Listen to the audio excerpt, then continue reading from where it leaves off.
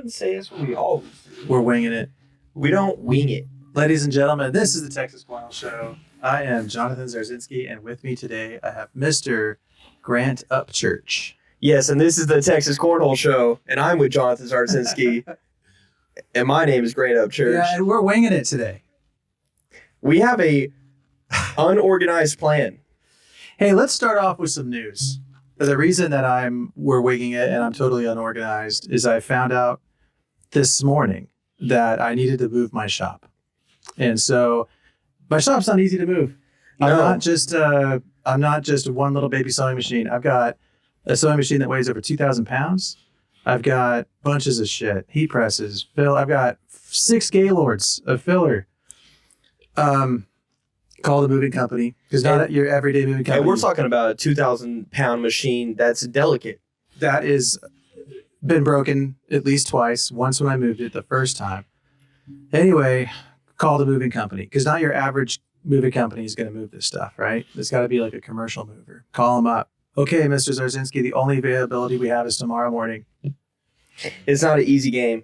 Shout out, easy game. This morning I learned that I had to move my shop, and I had to move it, and it has to be ready by tomorrow. So I should not be recording this episode. I should be moving shit around. And I gave him a pass, guys. I really did, but he did not want to pass. We have a hardworking man. And hey, look, my buddy Sean Asp said, if you want a successful cornhole podcast, you have to pump out content regularly. The show must go on. I want to record every Tuesday, no matter what. Rain or shine or suddenly learning you've got to move tons and tons and tons of equipment. And literally, we're moving to AJ's. That's the fun part, right? So we're going to have a bag shop and the best cornhole facility with new live streaming and all this cool shit. So the exciting part is we're moving to AJ's. The not so exciting part is there's nowhere to put all my shit. And there is somewhere to put his shit, but remember, AJ's is a auto body shop first. There's just auto parts. There's cars, everywhere. There's trucks. What was that, a 1950 Oldsmobile? Yeah. Dude, it's going to be awesome. This place is going to be amazing. And there's going to be, it's cool for me because when it's done, if I can just get to that point where I can show up, I can make bags. I do like making bags. I can throw them. We can have events here. And then my new hobby, Grant. And you know how I take my hobbies pretty seriously? Oh, serious. My new hobby is live streaming. Yeah, and I would say you're already getting to the top of that. Dude, getting there. One thing a day. I've got Andy Blada basically on speed dial. He's my 24-hour chat live support. Thank you, Andy, for helping me out. But I've got a lot of ideas, man, like I do, about how to add some new things to live streaming and cornhole that people aren't doing, and I don't understand why they're not doing it, but I'm going to do it. So the next, I would say, month is a reasonable deadline for me to actually implement some of these newer things to cornhole live streaming. It's going to be fun to watch at home. That's the plan, and make it a little bit more interactive for our audience members. Awesome. Well, with all that being said... All right, that's the show, folks. Yeah. I got work to do. With all that being said, we'll get to the show. So the first thing we wanted to cover was the ACL Southwest Conference event. So we have taken down singles, Gavin Cano. I don't know if it's Cano or Cano. I don't know how to say it. I want to ask him. I was supposed to do an interview with him, but then he ghosted me. Yeah. Yeah. Is it Cano or Cano? I think it's Cano. Cano. Okay. And then you have Justin Burton Jr. and Logan Chamberlain taking down the doubles. Yeah, well, before we move on from singles, we got to shout out Sammy Soto. He got second place. Yes, Sammy did get second, and that's him really not going out and playing in those ACL events and playing those guys very often, but it has definitely shown that playing in TCL makes you a better cornhole player. No question. There's no question. Well, yeah, we'll get to that on doubles, man. Yeah. So other guys, Dylan Turpin doesn't play TCL. Matthew Creekkiller does, though, right? No. Oh, sorry. I get him confused with Kingfisher. Creekkiller and Kingfisher, in my mind, is the same thing, and it's not. So, yeah, Creekkiller and Dylan Turpin both got third place in singles. I know Dylan's really good. I've never seen Matthew Creekkiller. Oh, yes, I have. He was Foreman's partner, right? Yeah, Creekkiller's a Creekkiller. The slowest bags of all time? Yeah, but he's good, man. So pretty impressive. Top Gavin, 4. who we'd say has been the hottest player For sure. In Texas right now. Well, we should talk about this. Who is the best player out of Texas? I think you can narrow it down to 2 players. The first being Gavin Cano, the second Sammy Soto. I don't think we can argue. I think it's definitely a coin flip between the two. Is it a coin flip? Let's argue about it. I don't know. I mean, I don't know. I haven't seen them play against each other enough. I haven't seen them be in the same tournament enough. Gavin, he comes to TCL, he really doesn't do anything. But ACL. But that was last year. That was before he started winning ACL tournaments. Okay, I'll take your argument. I mean, I kind of disagree with you because he was winning with Fisher last year. But he came to a couple TCL events at the beginning of last season, and it was before he was winning an ACL. I just don't think there was a vested interest in TCL. No, he just kind of showed up. I guess he didn't like it. I don't know why he doesn't play. Well, I mean, he's full on chasing ACL right Yes, now. That's what I was going to say for sure. So, and he's won 2 doubles events so far, ACL Opens. Just won the conference singles, beating Sammy. And I would say the talent level in ACL is probably higher because you're drawing from around the entire country, and most serious cornhole players want to play ACL and get on television and get big sponsors and live the dream. And because he's winning Opens in that environment, you have to give him the nod over Sammy. And he just beat Sammy. So Gavin Cano is the best player in Texas right now.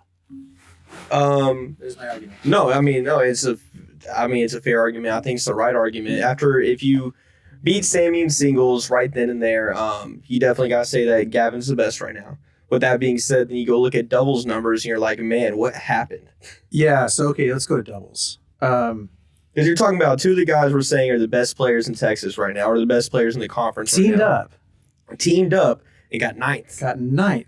So does that just tell you that chemistry matters? Like, what happened? I thought they were a lock. Like, when I saw them playing in the finals and singles, I'm like, oh, okay, they're a lock for doubles. Kind of like another conference event that happened around the country. It was Alice and Noah Almanza had an amazing singles match, by the way. Noah Almanza hit a sick backside. Shout out GP3 Designs.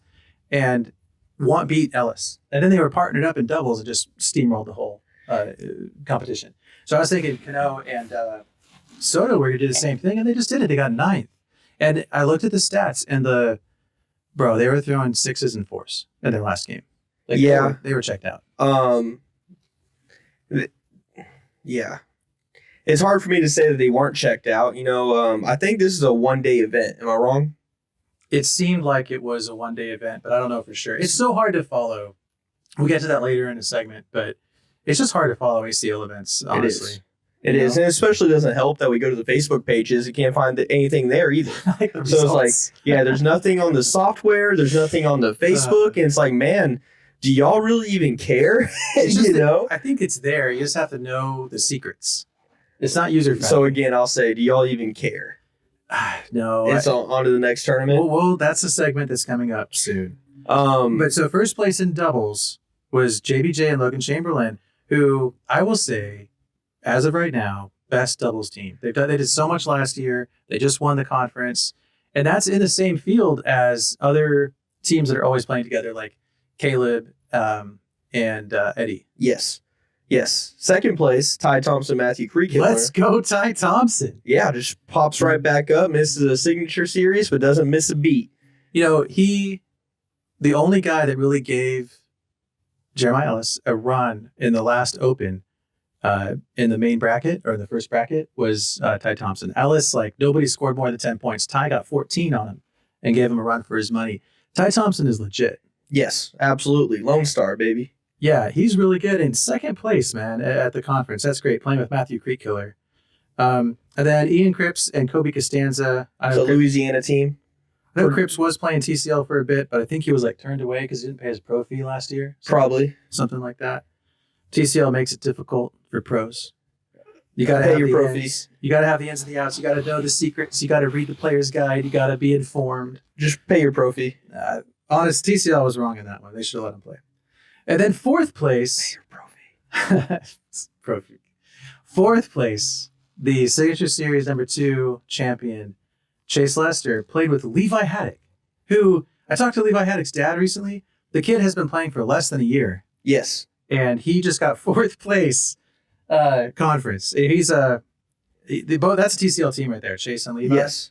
And also, give a nod to Levi is that this last signature series, he made a great run in singles, and Justin took him out of the winner side bracket. I don't know who took him out of the tournament, but Levi is on fire, man. That kid throws a crazy high PPR every single time he plays. Yeah, really confident kid. I was warming up with him. Sig 1, I think. I wasn't playing. Or no, wait. It was Ryder Cup. And I was just smoking him in warm-ups. Just thinking, like, that he was nothing special. Was my point, right? And then I see him having these results, and he's one of those guys who, when he warms up, he's just getting loose. And when he competes, he wins. Yeah, he's really good, man. Myself, on the other hand, I'm really good at warming up. Airmails, rolls, you got it. Game time? Just try to hit the board, bro. All right, so that's Jason Levi, and then Caleb Mladenka and Connor Smith, don't know him. AJ Sims and Braden Wilson, 5th. Ricky Gonzalez, Ernest Cisneros, and then Dylan Turpin and Cameron Kingfisher rounded out. Those are their 2 7th place guys. So looks like, a lot of those people I just mentioned are like ACL only. Like they live in Texas or in the region, but they just decide not to play in TCL. But the TCL kids did really well. Yep. So it kind of goes to show that one of the points we're making on the show is that these signature series events make players better. And that's kind of proving itself in the ACL events, I think. Yeah, I feel like that too. But so Justin and Logan, so we were saying about chemistry earlier. I definitely think it matters. Yeah. I definitely think it matters. Being on the same page, no one want to go after certain shots. No one want to let certain bags, just let them go, don't chase them. Yeah, I mean, I think chemistry matters in those moments, and knowing, hey, this is kind of this person's role and this is the other person's role. I think the most successful teams have one guy that's down the middle and is going to go for a high PPR, and then the other guy is a little bit more active and sets blocks or chases bags or goes for more difficult shots, rolls, whatever their specialty is. But yeah, I would say Logan and Justin make up the best team right now. Yeah, I would have gone Eddie and Caleb, but they had a pretty bad performance in this last event. So yeah, it's crazy because it's almost like as soon as you stop talking about Eddie and Caleb, they win one. They show up. Yeah.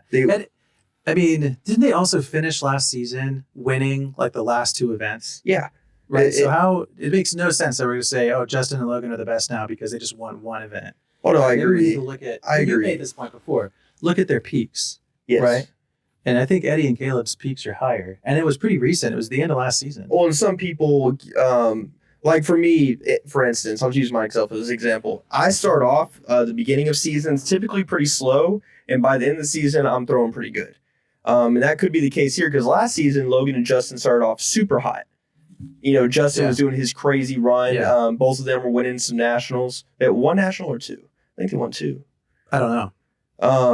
It might just be 1. But either way, so they start off the season really hot, and then as the season kind of goes on, maybe some of that drive falls off. And then Eddie and Caleb might just be late season risers, That's a good point because they finished last season so well. Yeah, I got to take all that back. I can't say they're the best team. I mean, it's just one event, right? And it's a conference event too. But again, we weren't there, so it's hard to kind of figure out a vibe, I don't see many videos coming out. I know they have live feed, but there was a live feed. I don't see many videos coming out of the environment of that kind of events. I've been to one. It's a snooze fest. I've been to one and it's a snooze fest. But well, that kind of brings us to a question. So by the way, for everybody that listens and watches our show, we appreciate the participation. Yes. Right? So some people posted on our page, our Facebook page, some questions after I asked. I also got some messages that included some questions. And that I just like interacting with the audience. That's great. Also, our stats show that we're picking up a regular audience. Awesome. Yeah. The YouTube views, are always between 100 and 200. But the people that watch tend to watch a lot of the show. And then on the podcasting side, it's about the same. We get at least 100 views, between 1 and 200 views or listens every week. So that means we have hundreds of people listening to our show. So that's pretty cool. Yeah, it's pretty crazy, honestly. To have that many people willing to listen to our show, our very mediocre show that we've been working on, Now we're over a year, and maybe it's getting better. I don't know. We're gonna keep working on it though. Yeah. But yeah, I guess I should ask. Don't forget to hit that like button. And subscribe. Like and subscribe, baby. Like and subscribe. Oh, and leaving reviews on the podcast helps. You can leave a 5-star review on Apple Podcasts. That helps us out. But I was also going to say, as I mentioned earlier, the live feeds. We're going to be live streaming on YouTube primarily is the plan. So I did a little bit of research. Also, we had a poll, and a lot of people voted, and YouTube won the poll, which is really good to see. If the only reason I was not going to go to YouTube if I saw everybody wanted us to be on Facebook streaming live. We can do both in the future. We are going to do both in the future, but I want to focus on one as we're getting it started.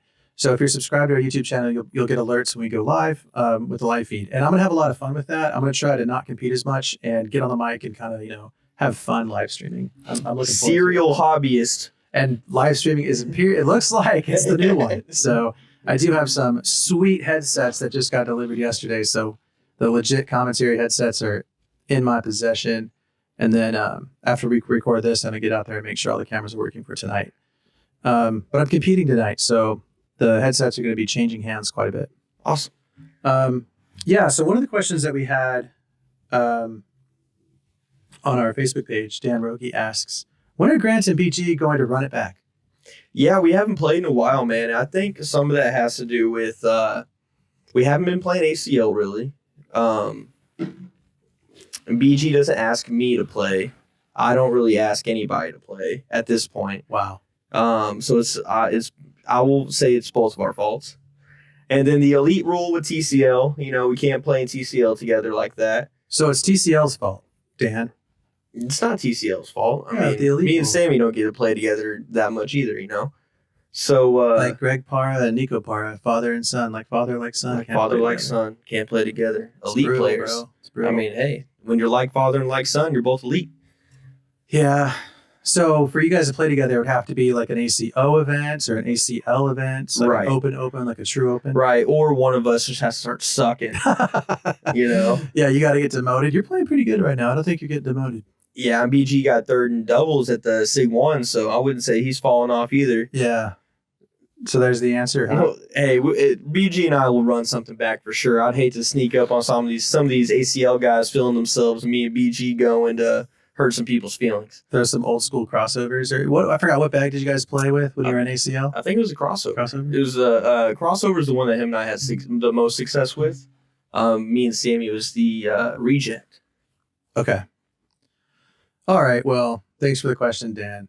Our boy CJ Nieves Marquez wants to know, and I got to be careful in my response to this one. Or do I? I don't have to be careful anymore. I can say whatever the fuck I want. Why do the sponsored bags have to have a dog tag number on them? Hashtag tramp stamp. Hashtag madness. It's madness. I agree with the madness. I think I'll start, Grant. Go ahead. This has to be one of the... Wait, I'll try to be nice. I was opposed to this policy when it first came out. I actually tried to convince TCL to not do it. My attempts to convince TCL not do it, the response I got back was, "We're doing it, thank you, sir," or something like that. So it makes absolutely no sense for at least the following reasons. Number one, no one's ever going to use that thing, right? To actually, well, let me take a step back. Let's explain to the audience what this is. So if you want to make custom bags in TCL, you have to put a serial number on it, and that serial number links to an order number. That order number is linked to the bag, who gets it, who made it, and that's it. It's like a database of information. Chad actually mentioned this on the Big Ass Cornhole podcast as it like a technological advancement or something. Like it was this cool new thing they were doing. So you've got a number on a bag, and with that number, you can look up a database and find out who was supposed to receive the bag, I think, right? Yes, who's the bag's going to? Yeah. And okay. So, and I was like, are you kidding me? Because I like bag designs, and now I've got to mess it up. I've already got to put the stamp on it. Now I also have to put Big Tex gear on the other side if it's a two-sided bag. And now I also have to put this freaking dog tag on it. I hated the idea. I thought it was awful. And then why do I have to do this? So that maybe one day a TCL official can pick this bag up and cross-reference it with a database to determine what? I think it was we don't. It's because TCL's wholesale market, right?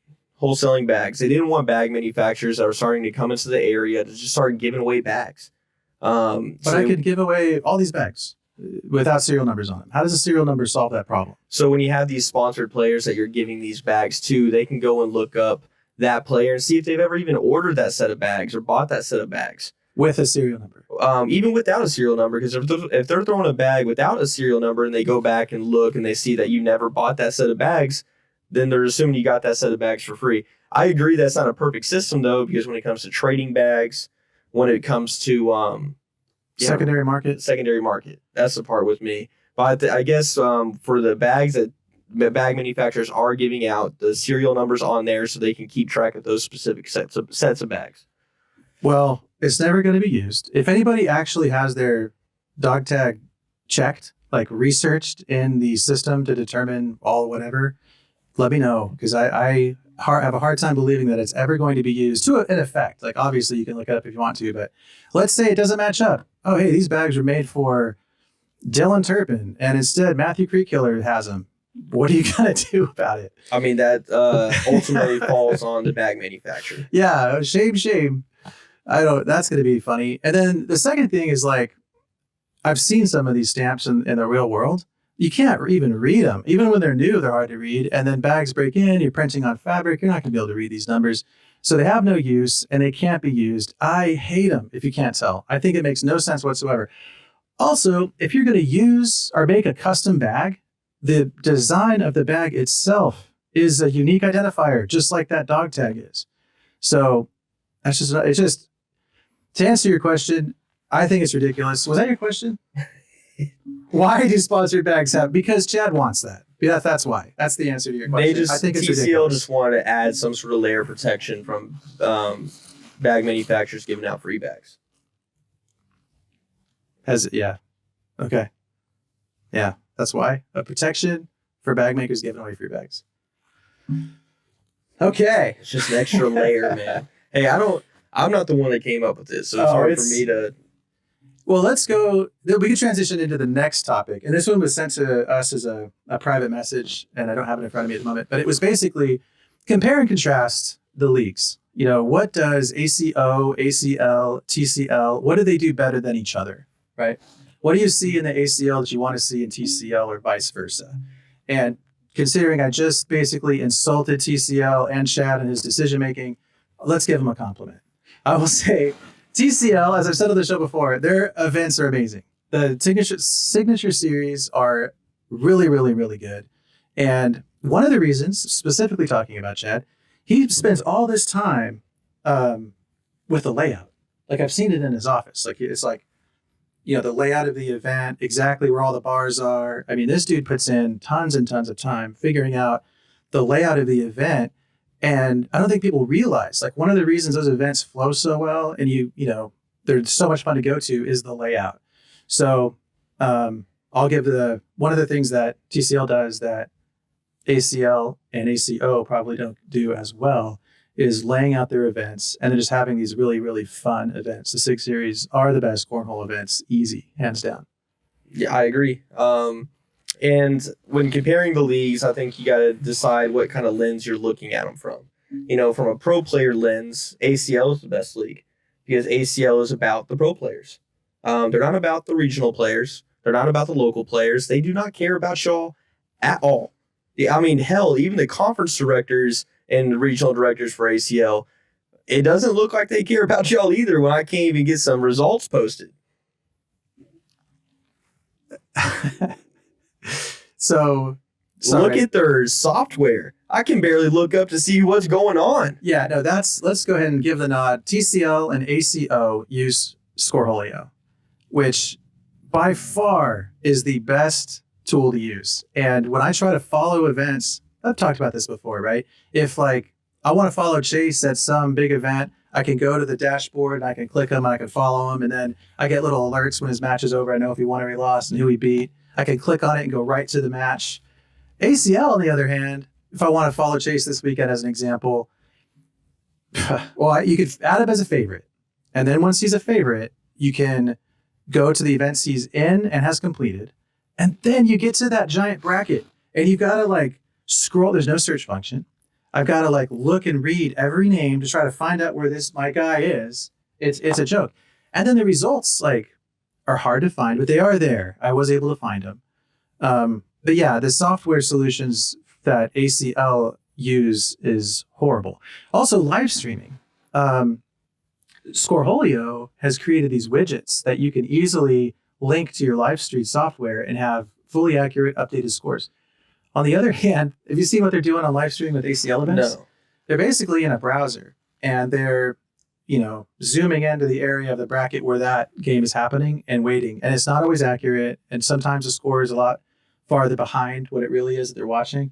I mean, it's awful. So yeah, ACL needs to do better with their software. And we're not the only ones. Considering how much money they're raking in off of memberships and all of that, instead of hiring employees to do Facebook posts, how about y'all figure out somebody to do some software updates? And think about the price that they would have to pay to use Scoreholio versus having their own home cook system that sucks. It sucks, man. I mean, they're spending more money. As long as they got the ACL wallet, I'm sure they're fine with it. That's right. I think that was the big issue. They wanted to put all the money through the wallet, which I haven't used. Do you have to pay a transaction fee to withdraw your money? Through PayPal, I believe. You pay PayPal? So they're not collecting? I think they send the money to PayPal. I wonder a lot. I was actually looking up this question specifically to make sure that we answer it in full. Okay, well, on this question specifically, my opinion is if you're not a pro player, the best league to play in is a TCL. No. The best league is a no stamp league, full stop. If you're not wanting to be a pro, any league that is like no stamp, throw any bag you want. That's the best. All right. From someone that is, I don't believe in that at all. I think that's totally wrong. The best league to play in is TCL when you're talking about environment and experience, especially if you're not a current pro player. But then we've also been kind of talking about improving that if you have goals to be a pro player, play in TCL because they'll get you ready for the moment. They'll get you ready to play in ACL. And then then you get to go play ACL. You get to go do that for a couple seasons, I'm sure. Go be an ACL pro, do your thing. And, if you wash out there, we'll catch you right back in TCL and you can go back to having a good old time. I guess so. I think that if you just want to have fun playing cornhole, find a no-stamp league, throw whatever bag you want, and have a good old time with your buddies. All right, so the question was, what is something that ACL or ACO does from a tournament or league perspective that you wish TCL would implement? And when? And then what TCL does that you wish ACL... Okay, we're answering the question. How about this? ACO and ACL, it matters what your standings are. Your standing is in the league. So for example, if you're winning, you're going to get like top seed in your bracket. I remember Sean, I don't participate in ACL, but Sean mentioned if you don't really play a lot of ACL and then you go to a tournament, you're going to be bottom seed. So you're going to have to play the stud like Sammy Soto or Gavin Cano, and you're going to lose. Right. And then you're going to go to the losers bracket, and a lot of people just go 0-2. So if you're not regularly playing, you're not going to have a very good experience because you go to bracket play. You're probably going to go 0-2 because you're going to match up against the better guys. But on the flip side of that, the guys who have been playing a lot and have been doing well get that top seed, so they get a good matchup going into the bracket. Right. Which helps you for eventually you're going to have to play those good players. So I really don't see the why point, is it better? It's better because you actually get something for participating in regional events. In a TCL event, in contrast, on the other hand, you show up and you go to pool play. And if you struggle during pool play, you're not even going to be in the bracket, or you're going to be in tier 2 or tier 3, where, you see the point? Like you get nothing. Okay. You get nothing for playing regional events in TCL. It does not help you with the bigger events. In ACO and ACL, if you do play a lot of regional events, at the bigger events, you're going to have a higher seed.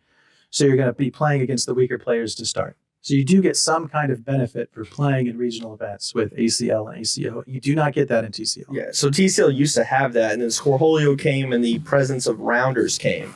And rounders, they started seeding tournaments based off of those rounders. Yeah. Because they're doing 4 or 5 rounders, whatever. They're initially, when they first started off with doing the pods in the open division, they would actually create the pods based off of your ranking.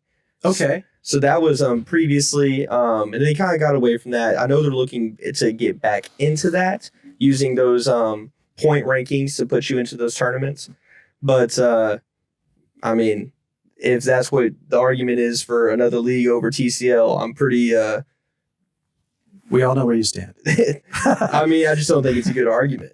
I just don't. Well, no, the argument I'm making is you don't get anything for participating in regional events in TCL as you progress through the season, where in other leagues you do. Okay. And there's a similar point. Let's transition to a different argument, but it's basically the same. Getting something for performance. In TCL, well, let's talk about ACO first. At ACO, you perform well, you do well. They give you the pro moniker, the pro tag. You earn your pro status. Same thing with ACL. You play good enough, you earn your pro status. And with that comes benefits. In the ACO, you automatically you don't have to play rounders. You automatically go to the top bracket.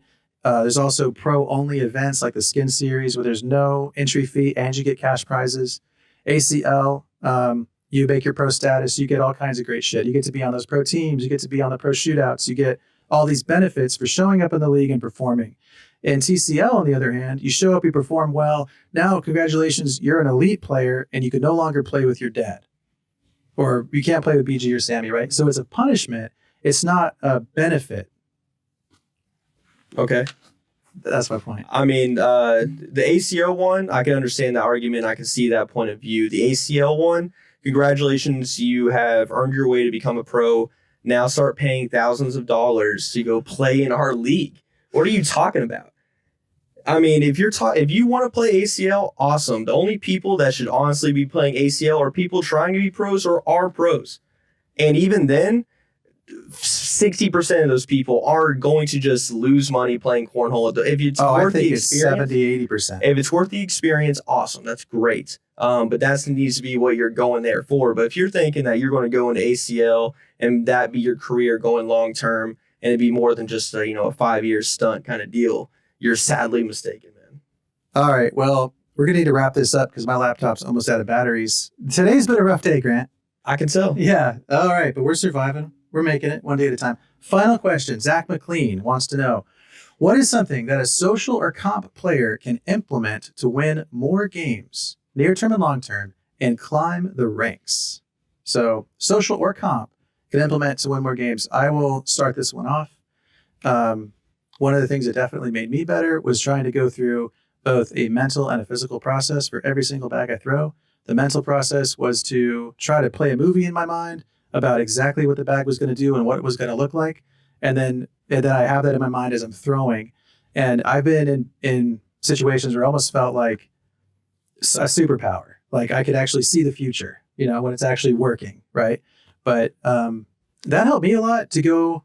I mean, I'm still basically a comp, maybe advanced, but that did help me quite a bit to progress my game or to make my game better. And I'm glad I'm talking about it because hopefully I can implement that tonight as I'm competing in the BC tournament here at AJ's. So I guess my advice on that would be for a social competitive player looking to improve their game and get better. There's a couple things you got to go through. When you practice, always practice with bags on the board, especially at that level, because you're not playing against other people putting bags in the hole at a rate that you're playing hole for hole. You're really not. You're playing who misses less. So whenever you're practicing, move bags around on the board and practice seeing a bag on the board and being able to get around it, through it, over it, whatever you got to do. And then you need to have a plan. Recognize the things you are good and bad at and build your game around it. If you know you're bad at something, if you're bad at shooting left to right around a bag, that doesn't need to be something that's in your game plan. At that point, you need to be like, okay, let me just go ahead and block this person, make it harder on them, and then let's go shoot airmails or do something else I'm really good at. So having a plan is huge, and you kind of can figure out a plan based off of your practice regimen. You can see what you're kind of good and bad at, but number one is practice with bags on the board. And it doesn't matter who you're playing against. Bags on the board are bags on the board. And if you're comfortable throwing with bags on the board, you'll be just fine. Yeah, I think having a plan super duper important. But also, I'd recommend practice. If you are a practicer, some guys don't practice.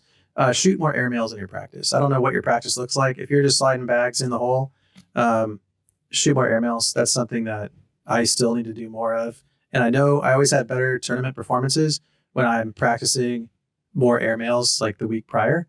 So yeah, Probably should have like airmail only practice because slides get easy once you kind of learn them, you know? Yeah. Yeah. And they kind of rock you to sleep a little bit too. Yeah. Yeah. Practice gets boring. And the bags on the board, I mean, that is encouraging airmails at some point, right? Well, the computer's almost out of batteries. So you got anything else? I'm good. Right Sounds on. good. Well, appreciate everybody listening. And remember, it's just a game.